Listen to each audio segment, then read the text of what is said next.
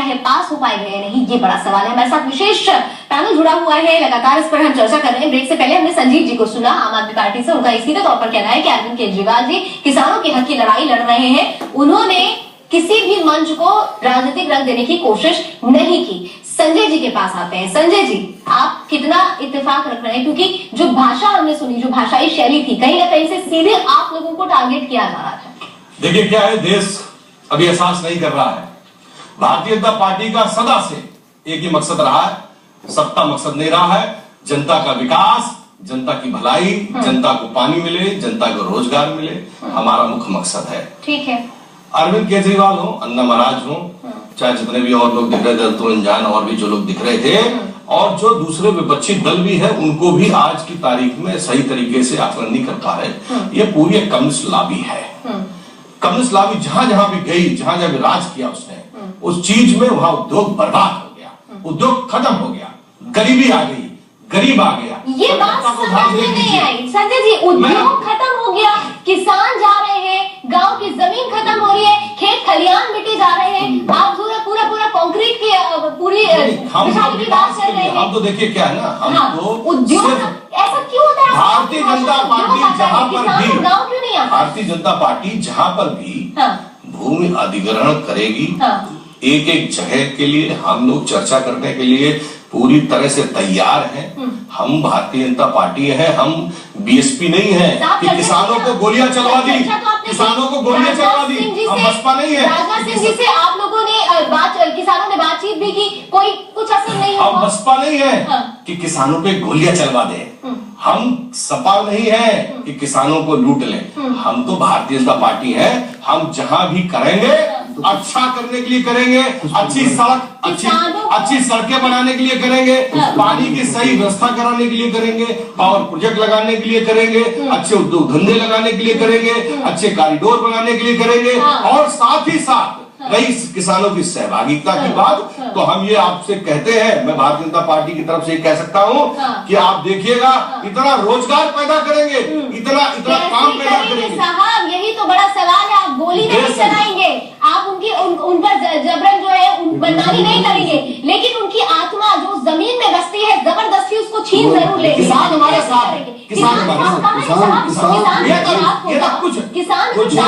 क्षणिक लोग हैं जो कम्युनिस्टों के साथ मिलकर के अरविंद केजरीवाल और अन्ना की गलतफहमी में और जो है इस तरीके में असामाजिकता फैला रहे हैं, और कुछ नहीं। आपके अगेंस्ट तमाम किसान संगठन आपके अगेंस्ट खड़े हैं, किसान आपके अगेंस्ट खड़े हैं। आप कह रहे हैं कि ठीक है, जो अपोजिट पार्टियां खड़ी है, लेकिन जो किसान खड़े, कोई भी 4 संगठन नंबर वाले किसानों के हम खड़े हैं, खड़े हैं।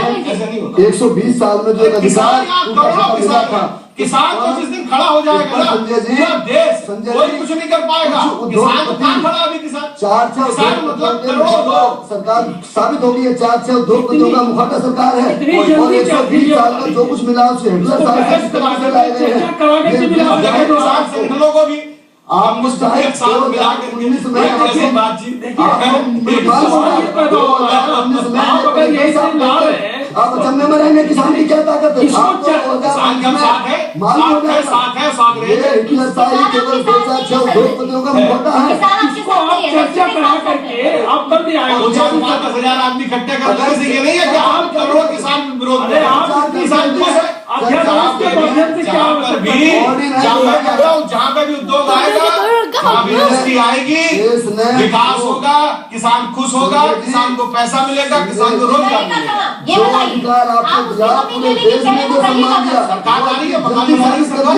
जैसे कोई भी आपने ऐसा कोई प्रावधान नहीं किया, कहाँ रहेगा? पुनर्वास की योजनाएं जिसमें बड़ी तेजी से असेसमेंट कमेटी नहीं है, कोई उसके बावजूद जो रिहेबिलिटेशन की कोई व्यवस्था नहीं है, और जो यूपीए का 4 गुना था ये उसको दुगना कर दिया गया है। और जो कहीं भी आप अगर कोई नेशनल उसमें कर रहे हैं तो माना जा सकता है, लेकिन पीपी मॉडल के लिए सबके लिए केवल 4 उद्योगपतियों का मुखौटा साबित होना हो रहा पार्टी का। अब उनके लिए काम किया जा रहा है। एक ये पूरा किसान बाहुल्य देश में ये मालूम हो रहा, पूरे देश की सारी राजनीतिक पार्टी एक मंच को जो भी बात कर रहे हैं, जिस तरीके से इसको समझिए, 150 साल में अधिकार मजदूरों को मिले थे, वो 1 मिनट में झटके से छीन ले। एक सेकंड संजय जी कुछ कहना चाह रहे हैं, फिर मैं जरा मुख्यमंत्री, मेरा ये कहना है दिल्ली के मुख्यमंत्री महोदय, अरे जो इनके उनकी सुनो ना आप, संजीव जी की बात करें, सुन लेते, कुछ कहना चाह रहे हैं। आप अपने नंबर बोलिए। मेरा ये कहना है, देखिए जब अगर हमको बड़ा क्या आज 5 साल मिला भाजपा को, ठीक है, इन्होंने कहा कि 2019 में रिजल्ट आ जाएगा, जैसे दिल्ली हो गया वैसे पूरा देश हो जाएगा। मैं कहता हूँ ठीक है, पूरा देश में एक और सीट न मिले, लेकिन हम जो इसलिए आए थे, राजनीति करने आए थे, नैतिक ताकत वाली करने के लिए आए थे। आज हम अगर जनता को घर दे पाए, जनता को पानी दे पाए, जनता को रोजगार दे पाए, जनता को अच्छी सड़कें दे पाए, अच्छा एटमॉस्फेयर दे पाए, और यहाँ का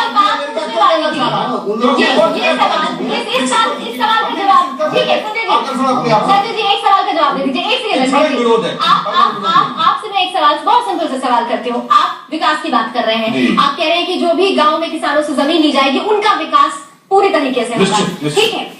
जमीन, मैंने आपने अगर ध्यान दिया हो, शुरू में भी बोला था कि जमीन खाली गरीब या किसान के पास नहीं होती, जमीन अमीरों के पास भी होती है, लेकिन वो फार्म हाउस कहे जाते हैं।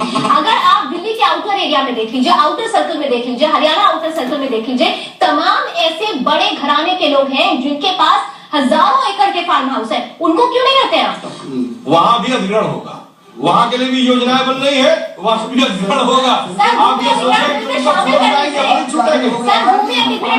शामिल कर लीजिए, वहां भी अधिग्रहण होगा। भूमि अधिग्रहण बिल में बात सिर्फ किसानों की की जा रही है, उन लोगों की बात क्यों नहीं की जा रही है? सरकार है ना रहे, हम तो लूट लाट अपना काम कर रहे हैं।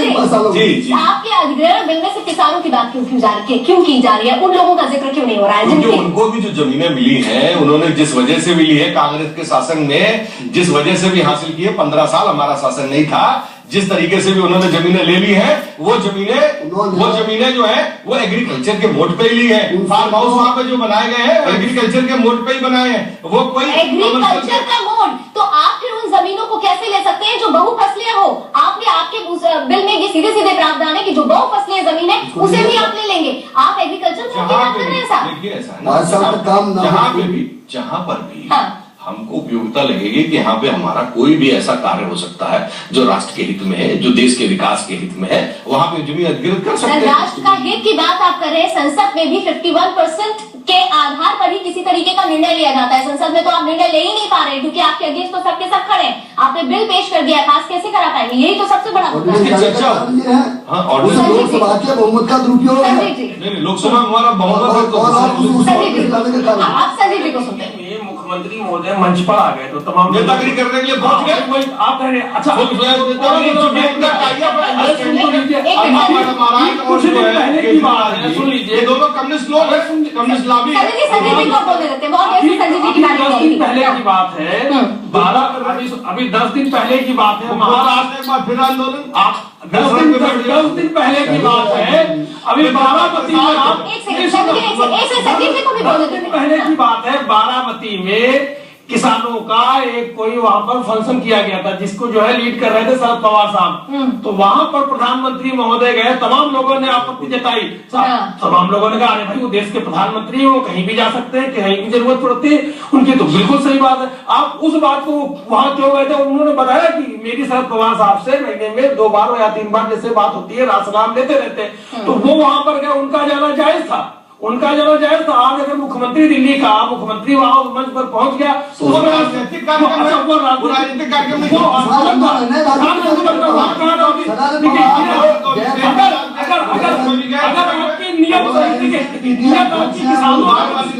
किसानों के प्रति सही होती तो कोई दिक्कत नहीं थी। जो अरविंद जी ने बात कही है, किसानों के साथ रूबरू होकर उन्होंने अरविंद केजरीवाल सरकार का काम क्या है? आप पूंजीपतियों को भी आप खुश रखिए, किसानों, आप पूंजीपतियों के अगर एजेंट बन जाएंगे, प्रॉपर्टी डीलर की तरीके काम करेंगे तो क्या मैसेज जाएगा? अरे किसानों को भी खुश देते, आप उन्हें भी देते, ठीक है, आपने एक तरफा बात किया, उनको खुश रखने के लिए आप अध्यादेश किया। अरे कुछ दिनों में चर्चा करा लेते, बहस करा लेते, उससे जो भी बातें होती वो सही, कुछ आपकी बातें सही थी, कुछ औरों की। आपने तो एक तरफा सिर्फ पूंजीपति, हाँ जी हमने आपके लिए कुर्सी पर बैठते ही सड़कें क्या पूंजीपति चलेंगे, किसान नहीं चलेगा, ये हम नहीं चलेंगे कि आप नहीं चलेंगे। लाइसेंस मिल जाता है, आगे नहीं है,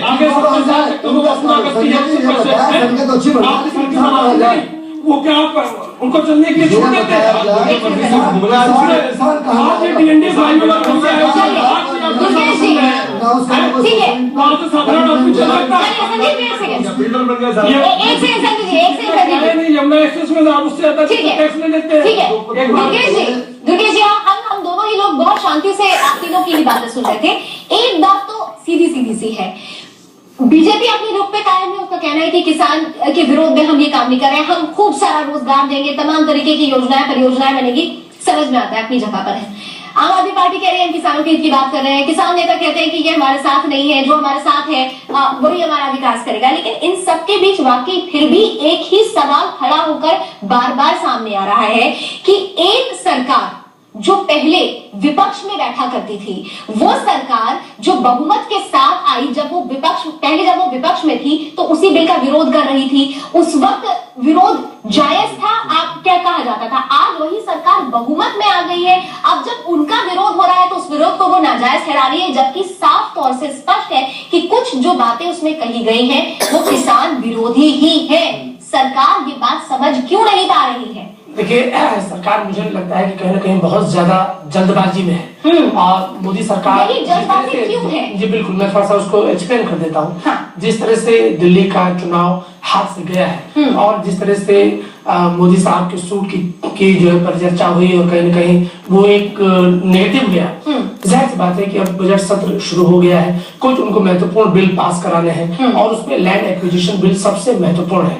प्रधानमंत्री ने चुनाव के दौरान जो नारा दिया सबका साथ सबका विकास, वो जाहिर सी बात है कि विकास करना चाहते हैं और वो कहीं ना कहीं उस गुजरात के मॉडल को जिसको कि लगातार वो सेल करते आए हैं, उसी तर्ज पर पूरे देश में वो कहीं ना कहीं आगे बढ़ना चाहते हैं। लेकिन संघीय ढांचे में आपको राज्यों को भी साथ लेकर चलना बिल्कुल। आप जो है अब गुजरात के विधानसभा में नहीं, देश के लोकसभा और राज्यसभा में है। आपको ये समझना पड़ेगा कि राज्यसभा में आप अल्पमत में है। आपको ये समझना पड़ेगा कि अगर आपने सर्वदलीय बैठक बुला करके इसमें आम बजट से पहले तो आपने सबके साथ चाय कॉफी पी करके कहा कि भाई आप हमारा सहयोग कीजिए, विपक्ष भी राजी हो गया। लेकिन ये जो लैंड एक्विजिशन पे आप अध्यादेश ले आए, तो अध्यादेश लाना तो कहीं ना कहीं थोपने वाली बात हो रही है, पहली बात। दूसरी बात, इसमें कुछ जो मुद्दे आपने जोड़ दिए, ठीक है, आपने एग्रीटेज कुछ चीजों को उठा लिया जो कि यूपीए गवर्नमेंट भी करना चाहती थी, तब आप विपक्ष में थे और फिर भी आपने विरोध किया। अब आपने जो कुछ क्लॉजेज उठाए हैं जो कि भाई 5 साल में अगर वो डेवलपमेंट लिए गई जमीन का नहीं होगा तो भी वो जो है जमीन किसान के पास वापस नहीं जाएगी और वो जब तक परियोजना पूर्ण न हो। दूसरी बात कि आपको 20% जो जमीन है जो कि बंजर है उसको छोड़ करके आप ऐसी जमीनें जो बहुफसली है जहां पर किसान अपना खेती करना चाहता है, भारत एक कृषि प्रधान देश है, तो जाहिर बात है कहीं न कहीं किसान जो है इस पर विरोध करेगा। और जैसा कि संजय जी की कह रहे थे कि भाई दिल्ली में 2-4 हजार लोग इकट्ठा हो गए, वो कोई बड़ी बात नहीं। लेकिन क्या होता है कि ये एक इंडिकेशन होता है और कहीं न कहीं कभी भी करोड़ों लोग आंदोलन नहीं करते, कुछ हजार कुछ लाख लोग ही आते हैं और उसका एक मतलब होता है कि देश के किसान इसके विरोध में है। तो जाहिर सी बात है कि जिन मुद्दों को लेकर के कुछ पॉइंट्स को लेकर के जो विरोध है उस पर एक बार से बहस होनी चाहिए, बात होनी चाहिए, सरकार को भी अपना दिल मन खुला रखना चाहिए अगर वो वाकई विकास की बात कर रही है। और दूसरी बात कि अगर वो कॉर्पोरेट सेक्टर को लाभ पहुंचाने के उद्देश्य से इस तरह का कर रही है तो मेरे ख्याल से विपक्ष का जो पूरा आरोप है जो कि लगातार इसको जारी भी रखने वाला है और मुझे लगता है कि आगे चल करके सरकार को। लेकिन कॉर्पोरेट के बारे में बता दूंगा, कॉर्पोरेट जहां पर सकारात्मकता और सहयोग और संसाधन होते हैं, कॉर्पोरेट वहीं जाता है। जहां पे आप बुला करके डकैती डालने लगते हैं वहां पर कभी कॉर्पोरेट नहीं जाता। इसीलिए गुजरात में टाटा भी गया और यहां पर आने के बाद भी अंबानी जैसे लोग भाग गए उत्तर प्रदेश में। ठीक है, नंबर 2 आ जाइए। देखिए हमारी नीति और हमारी नियत बिल्कुल साफ है, हम राष्ट्रवादी लोग हैं, हमको राष्ट्र का विकास करना है। भूमि अधिग्रहण बिल में अगर हमारी ताकत नहीं रहेगी तो हम अच्छी तरीके से विकास नहीं कर पाएंगे। जैसे कि उदाहरण के तौर पे एक डिसीजन आया था बहुत पहले नसबंदी का, ठीक है, नसबंदी के टाइम पे बहुत से लोग, एक सख्त डिसीजन था, किसको लाभ हुआ किसको नुकसान हुआ, किसने विरोध किया, मैं उस चर्चा पे भी नहीं जाना चाहूंगा, बहुत पुरानी चर्चा है। लेकिन हाँ, इस तरीके के जब डिसीजन होते हैं आज हमारे देश की बहुत बड़ी जनसंख्या पहुंच गई है ना। अगर इसको नियंत्रण नहीं किया गया, दोबारा भी जनसंख्या में भी इस तरह का कोई नियंत्रण अध्यादेश चाहिए। मेरा